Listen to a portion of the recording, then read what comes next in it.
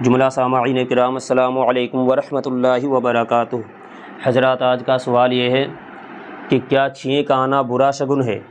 आप हज़रात इसका जवाब समाअत करें और अपनी मालूमात में इजाफ़ा फरमाएँ।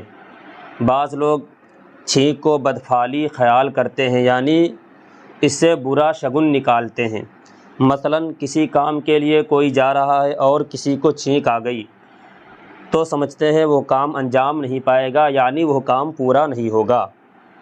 ये सरासर जहालत है, इसलिए कि बदफाली कोई चीज़ नहीं है, बल्कि ऐसे मौका पर छींक आना और उस पर ज़िक्र इलाही करना नेक फ़ाल है, यानी अच्छी बात है।